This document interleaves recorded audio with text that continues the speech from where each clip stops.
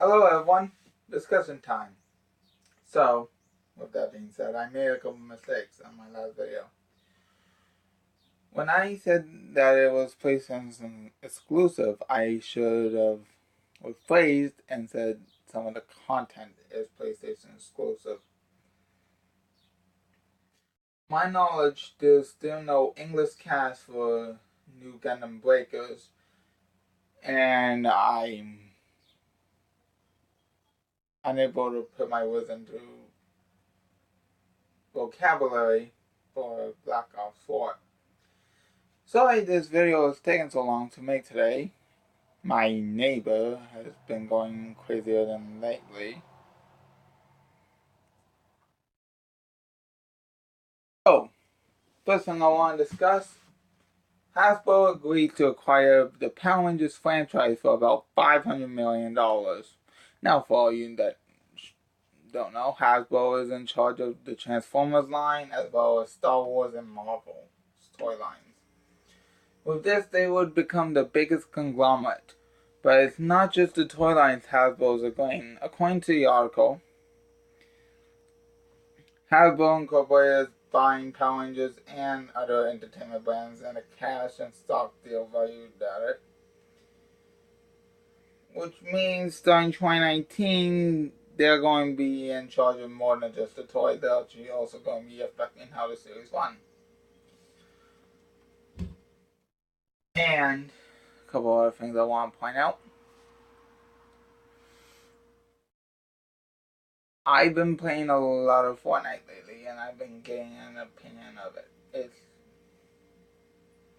It's not as bad as I thought, but if you're looking for something just to be silly in, it works. But if you want to take games seriously for some reason, it's all the wrong thing for you.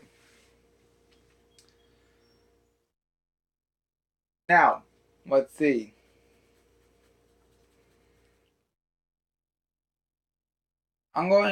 This is an update of a video I did a couple years back.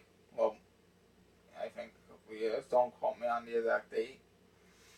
On what I would want to see in the newest Dragon Ball game. Whatever it is. As I said before, character customization is a big one. Interesting story. Fully destructible terrain that doesn't regenerate. A beam clash system. Battle damage. Okay, so here's how I'm going to sum up. Take Budokai Tenkaichi Freeze, Waster, and mapping, destruction, and everything like that. Take Xenoverse Open World Online Hub with character customization, and throw a little Ultimate Tenkaichi in with the fighting style manipulation. But what I would say, and even now, after the final pack, to my knowledge, of Xenoverse 2 has come out, that it still is having net problems. You should really get to work on that.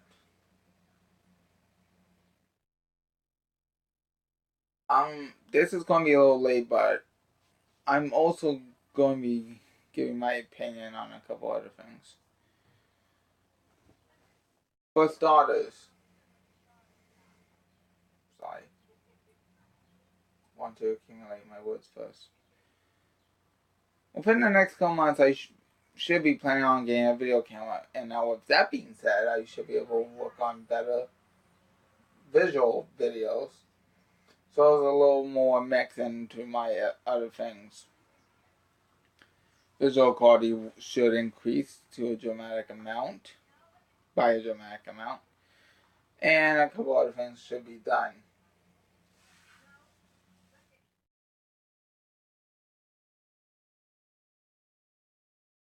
Not really much else I can think of, But with that being said,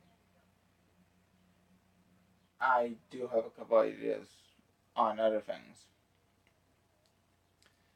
I'm going to give a brief opinion on anime and where it is right now. First of all, One Piece should die. It is the longest running out of the original big three, which is Naruto, Bleach, One Piece. One Piece is still ongoing as is. But Naruto had a sequel series, and Bleach, something I think that should have at least got to finish this full one. But hey, anime has a tendency of cutting off shows by the first when they're finishing up. Look at the Yu-Gi-Oh franchise. Now, One Piece has extended, and it's too silly. There's no way in Hades you are going to catch up on that damn show anytime soon. I have a better chance understanding the timeline of the Fate series. I have a better chance of dealing with my friend who's either calling himself a mad scientist or doing a Kurasuchi impression.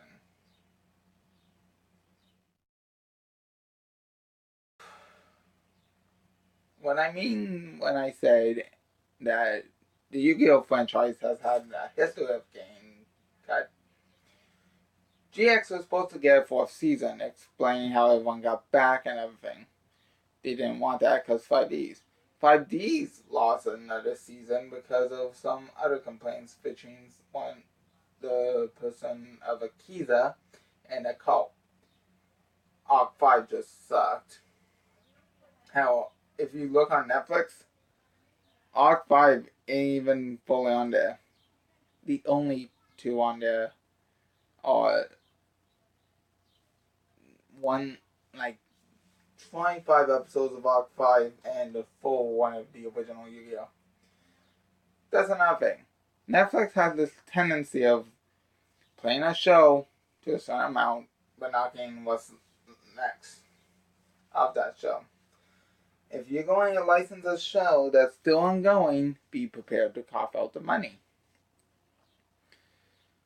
I am still planning on going to Comic-Con, which should be a blast. When I come back, I'll do a video explaining on what happened, if I got anything good.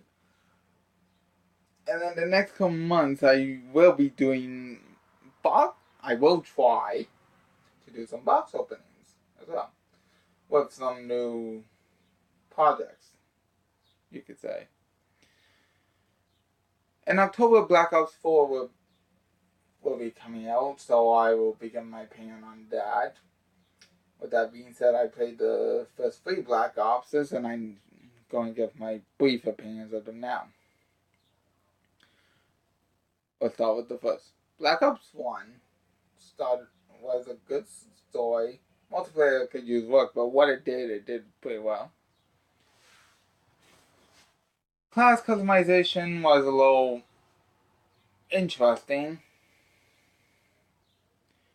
And with that being said, what they did pretty well. Zombies was actually quite fun once you got the hang of it, and the other minigame was actually quite fun as well. Black Ops 2 got more creative with a little more of a modern day edge, a little bit more of a unique style. Story was a little more open-ended. In certain parts, you could change how the story progressed, which actually has small effects later on. For example, if one of the characters could get burned, he later tried to pick up a couple of women, and he's like, if I had my face like I did before, it would have worked. A couple of things like that, which ain't bad. I mean, they don't really play big aspects, but they do play. Black Ops 2 also gave you the option of customizing your loadout before every story mission, which kind of nipped it a bit, because when you it limits you, but not. I mean, I get it. It lets you practice weapons, but that's what multiplayer is for. Big in multiplayer. Multiplayer is more expanded. The customization of the classes are more in depth. Can't talk today. And the weapons feel more real. So I say. Black Ops 3 is where it gets a little weird because compared to the others, it's not like the first. The Black Ops 3 is more futuristic, which can be a problem if you don't like the specialist system. With the specialist system, every class had one or two unique skills. For example, one class was Glitch, a Rewind, or Tempest, a Railgun. Actually put more effect into the multiplayer than the story. Now, they had a couple ideas that could have worked better, but they needed more time to flesh out. And before I forget, zombie modes for Black Ops 2 was where I found it to be the best. Didn't really play much zombies in Black Ops 3, but that was because of a lack of a team to play with. Story was more a quick time event. Multiplayer was a slight upgrade from Black Ops 2, but most people apparently didn't like the specialist system. Unfortunately enough, because it seems exosuits have been here to stay for a while. Which, in my opinion, well, most people's opinions, ain't that good.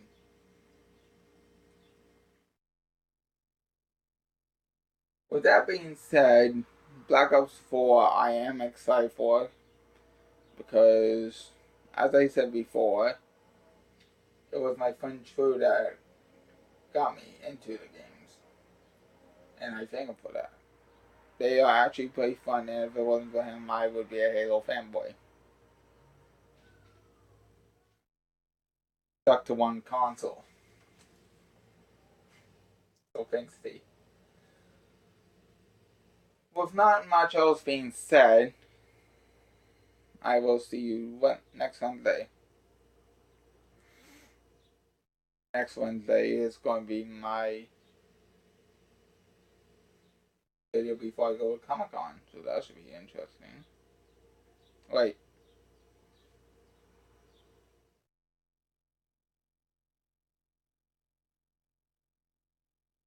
I believe so. I've been up a bit.